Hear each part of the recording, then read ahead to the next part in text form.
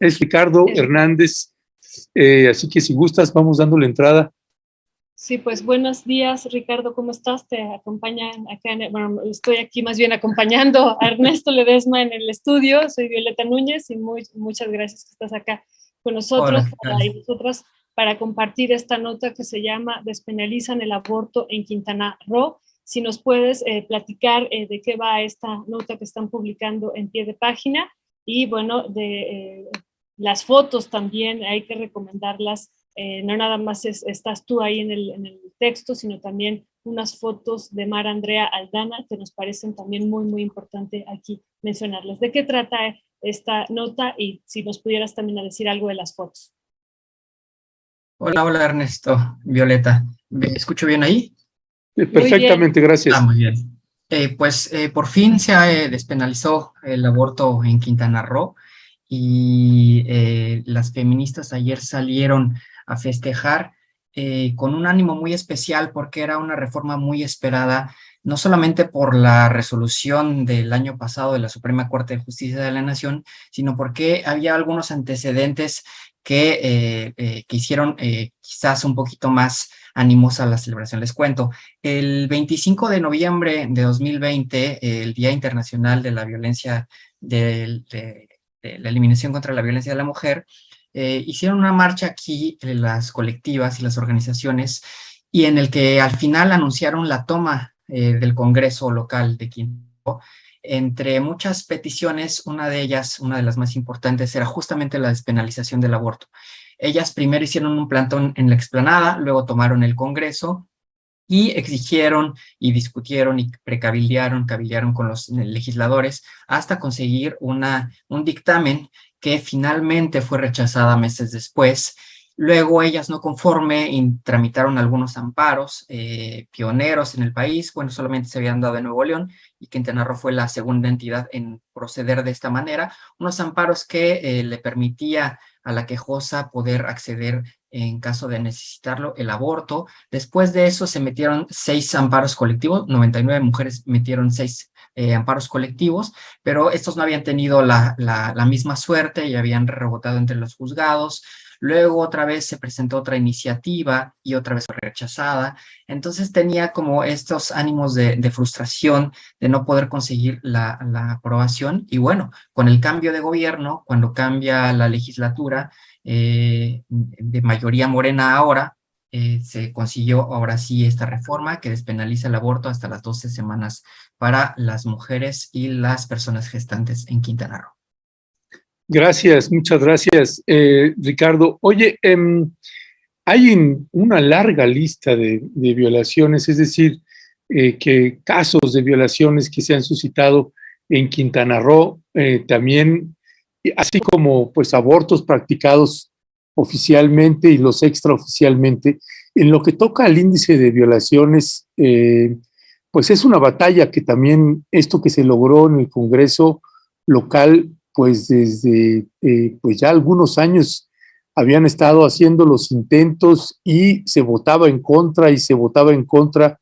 Finalmente se dio y es algo que pues hay que celebrar, claro que sí, pero también este dato que estás colocando sobre el alto índice de violaciones es otro de los temas que se tiene que atender, ¿no? Y además con este fiscal que no habían querido cambiar, ¿cuál es la situación actual que hay con él? Sí, justo es una de las cosas que resaltaba en la nota, que en la reforma, digamos, a todas las mujeres y personas gestantes que quieran acceder al servicio, retoma un cariz muy importante en Quintana Roo porque es el estado con los peores índices en el tema de violación. Apenas en la actualización que hizo el 25 de octubre pasado el secretario ejecutivo, ponía a Quintana Roo en el primerísimo lugar de todo el país en cuanto a al índice o la tasa de llamadas de emergencia al 911 motivadas por violación, ¿no? Tenía una tasa de 7.2, cuando el promedio nacional es de 2.1 llamadas por cada 100,000 personas. Y eso también se traduce o se refleja en las carpetas de investigación. El delito ha subido como espuma. Si en 2016 se abrieron 255 averiguaciones previas por el delito, para 2020 o para 2000, aquí tengo el dato, dame 2 segundos, para el 2021 se abrieron 802 carpetas, o sea, un incremento de 314%, que es muchísimo, ¿no?